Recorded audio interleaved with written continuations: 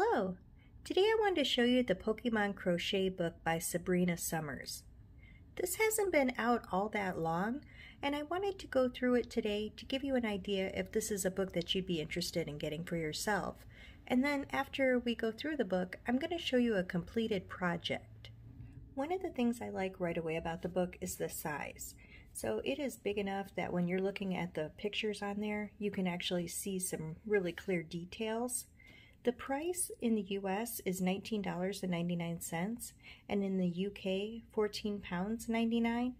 This offers 20 different Pokemon patterns, so you're getting these patterns in the US for about $1 each, and with as much detail as they have, I feel it's a really good bargain. With the table of contents, you're going to be able to see the projects are broke up into beginner, easy, and intermediate. And intermediate is the hardest that they're offering. So this is really good for those just starting out. And they've got broke down which Pokemon are in which category. And then we've got the tools, materials, techniques, and basic crochet stitches. The next page is just an introduction to let you know about Sabrina Somers, and she's the creator of the patterns. Here are the tools and materials that you're going to need to complete the projects. And one thing that's nice is not only do they tell you what you're going to need, but it gives you a description of what you're going to do with those items.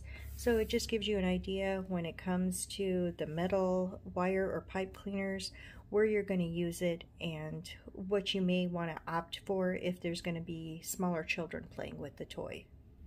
The next part of the book goes into the tools, materials, techniques, and so you've got your abbreviations, your information for both US and UK terminology, and then it's just going through showing you how the stitches look if you need a visual example.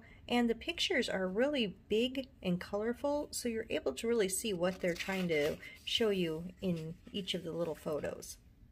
So it looks like there's a few pages of different information about the tools and materials and the stitches, and then on the pages they put cute little pictures of different Pokemon, and just it's really visually appealing.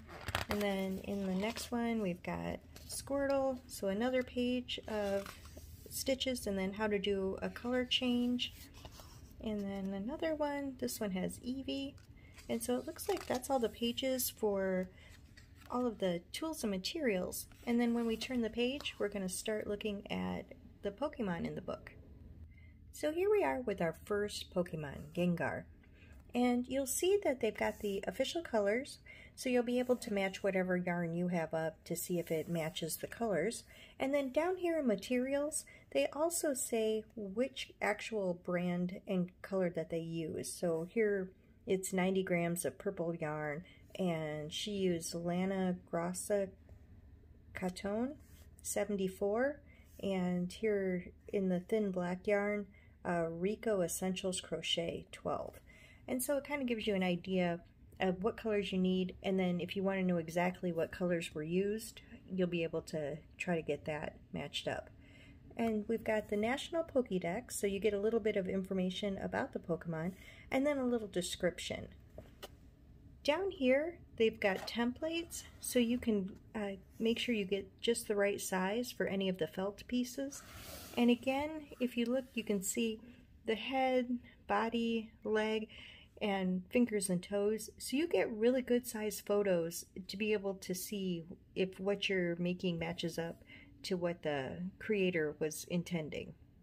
So we'll do a quick flip through of all the patterns in here, but you'll see that, here's Jigglypuff, and then we've got Wobbuffet, and you'll be able to see that all of the patterns really do match up as far as same style throughout the book.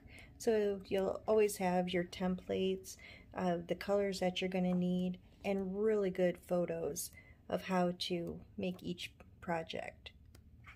So there's Eevee,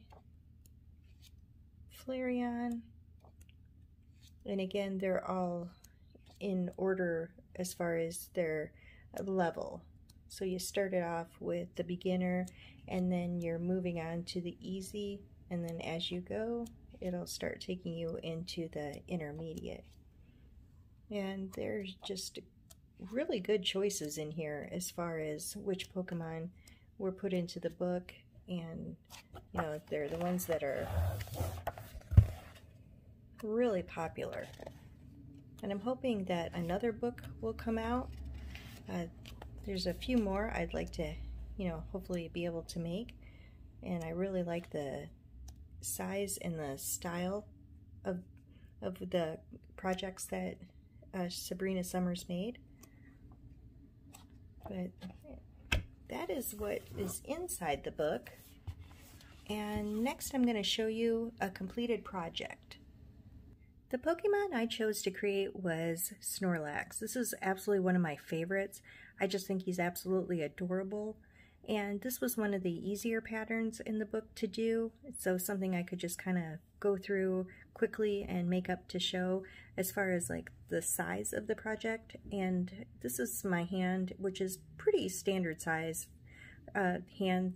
And then you can see how much it fills up my hands when I'm holding it. So this is not a real tiny little Pokemon. This is something that if you gave to somebody, you know, you're giving them a good size plush. And then as far as the, you know, following the felt templates, I didn't have any problems with that. This one just had the feet and then the little fangs sticking up.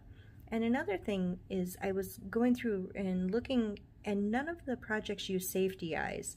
So if you're giving this to someone who might have a small child around, you don't have to worry about them chewing on one of the safety eyes and it coming out and being a choking hazard. So this is the front, and then the back is just plain. And I really enjoyed making this. I had no problems with the pattern. The only thing I struggled with is where it dips down. Mine didn't come out as clean as it looks in the book, but that's just my skill level, not anything to do with the pattern, because that was clear. So I hope this gives you an idea of the Pokemon Crochet Book, if it's something you're interested in getting. It hasn't been out that long, but I really enjoyed it and do recommend it, and I'm really looking forward to making more projects out of it. And I'm really hoping there'll be a second one, because as much as I like this, I would love to have some more that we could make, and 20 projects in a book is an amazing deal.